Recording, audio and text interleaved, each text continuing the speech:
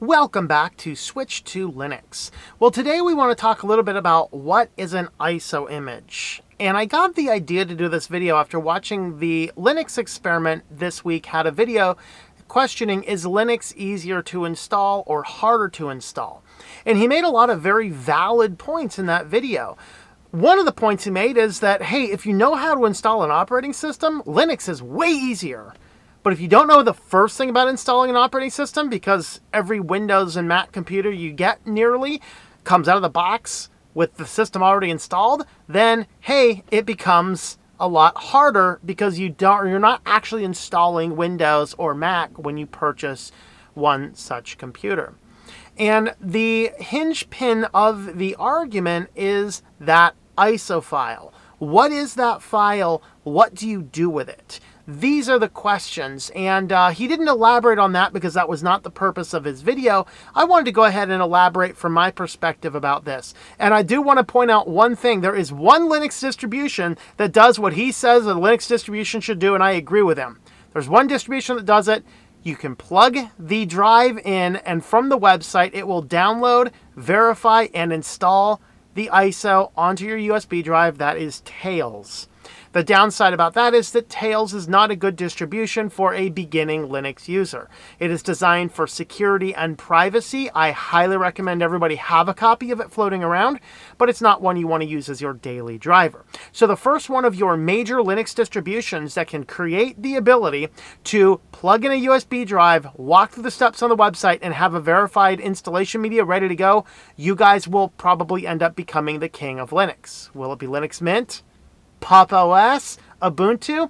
If I had my guess, it will either be Ubuntu or Pop OS, if anybody's thinking about this, because those are the two distributions that put a lot into making Linux available for the masses. Would I support that?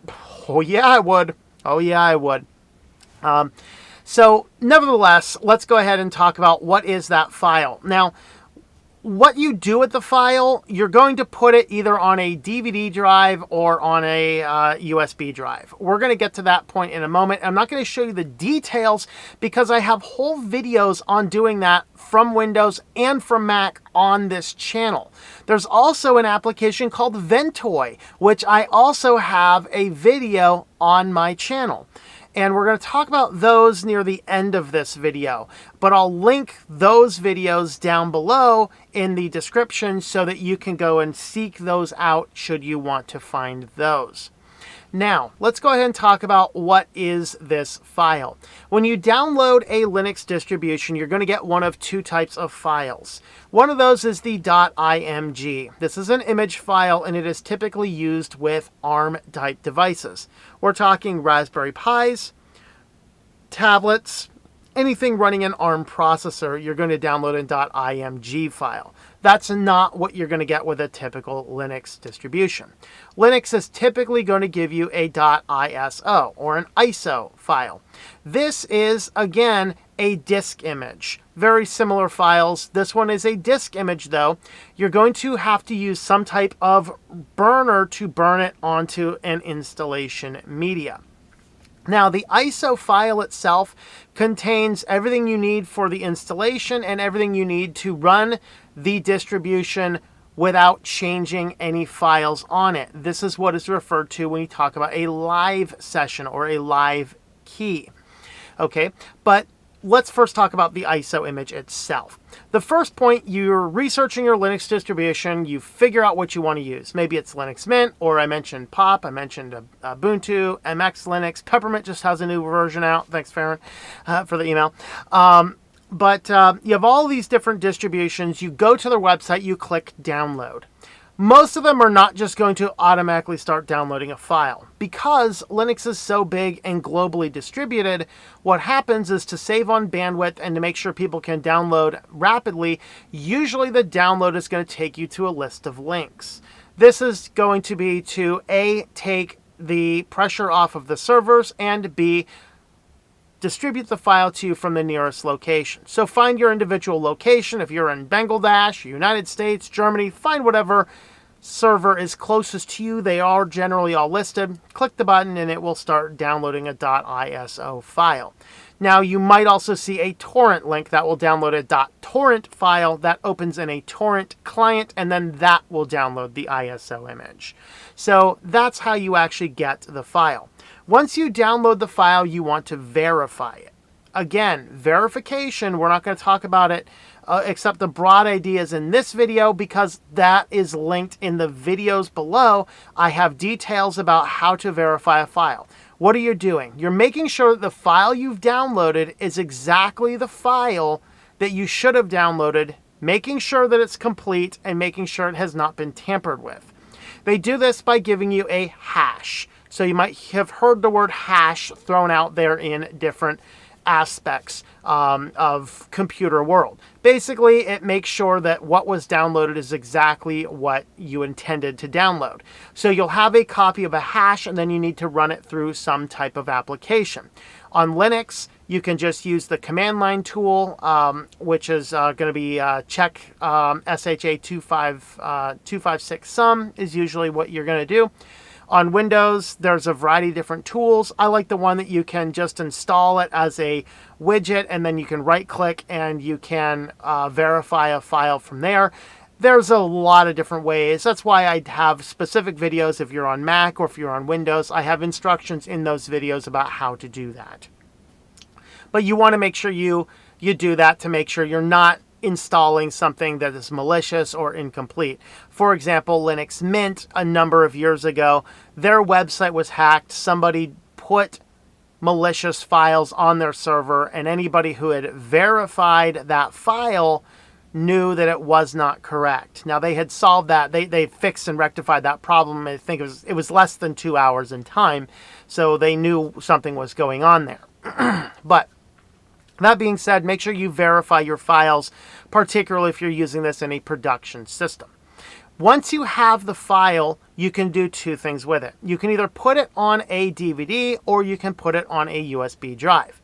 Now, if you are unfamiliar what a DVD is because you're too young, we used to have these little things. They look like CDs, and if you've never seen one of those, they kind of look like these things right here. I know I'm a little archaic. I have these things called CDs. And you might have a little tray that pops out. That's not a cup holder. That's for a CD. Put it in there. You can burn the ISO to that disk. Now, I will tell you this. If you're using a semi-old computer or a big desktop that still has a DVD writer, that is going to be your fastest way to get your ISO image. Burning it onto the drive. Works very well, and it will work very well on Windows, on Mac, if you happen to have those.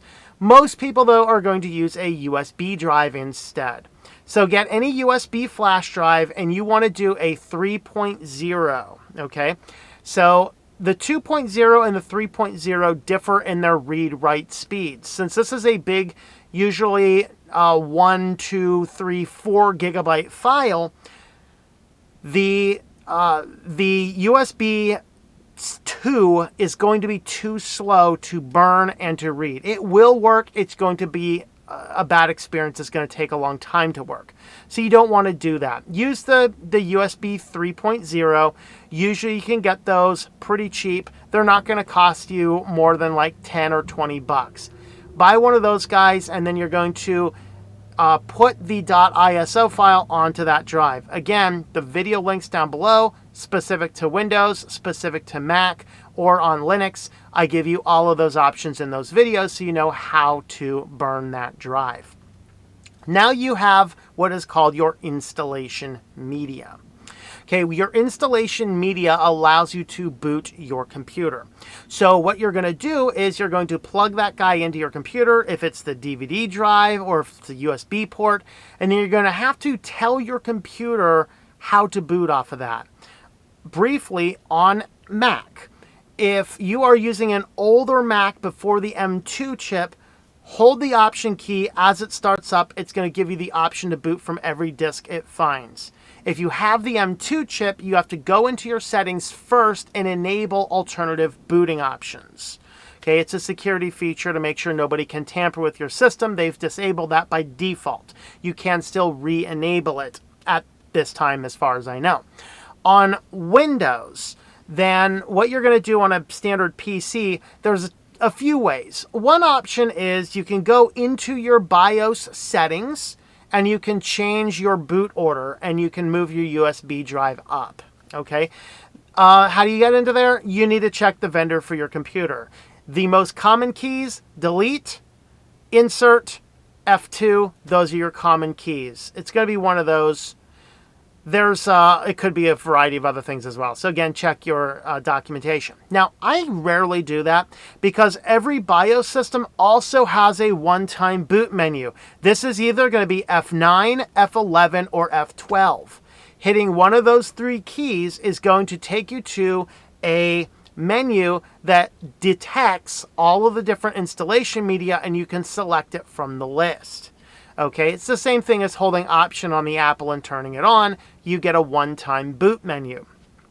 When you boot into that, for the average Linux distribution, all the ones we had met, actually no, Pop! OS is a little bit different. Ubuntu, Linux Mint, MX Linux, these are all what are called live sessions. A live session has not changed your disk, your internal hard drive on your computer. It has not changed any of that. And anything you do on that live session will not be saved in the future. So this gives you a really good way to get in there to play with Linux, to test if all of your hardware is compatible, as the Linux experiment talked about. The live sessions, it's underrated. I agree with them completely. That is an underrated thing. And the live session, though, will allow you to boot in. It will allow you to test all your hardware, make sure everything's going to work, make sure the system works well before you run any installation. Now, any files you put there, anything you download from the internet, anything you do, it vanishes once you turn off the computer. The only thing that's going to change your hard disk is if you run the installation program. Running the installation program on Linux, then this gets us to every other file you've seen about installing Linux. It's very easy. It's either going to be an OEM like Pop, or it's going to be one where you're setting up your user credentials and stuff in the installation step, like Ubuntu, Linux Mint, MX, and all these other ones. So with that being said, the ISO image itself is key to this. Once you have the computer booting off the ISO, Linux is so much easier to install and to work with. The challenge is just getting it to that point. So hopefully this video clarified that. Again, check the description down below. I actually have the videos where I go step by step, a little bit slower, how to do all these on Windows and on Mac to get yourself ready to play with Linux for the first time. So hopefully this helps you out. Thanks for watching, everybody. Have a look at the Linux experiment video as well that I referenced. I'll go ahead and put that in the link down below as well. It's very good. And have a look over at the website if you want as well. Thanks for watching, and I hope that you enjoy switching to Linux. Thank you for watching this video from Switched to Linux. This channel would not be possible without the backing of the program supporters scrolling on the screen now. You can be a supporter at Patreon at patreon.com/TOMM or at thinklifemedia.com. I also want to thank the open source community who creates such excellent software that makes producing this show possible. Please remember to support your software communities. Thank you, and I hope that you enjoy switching to Linux.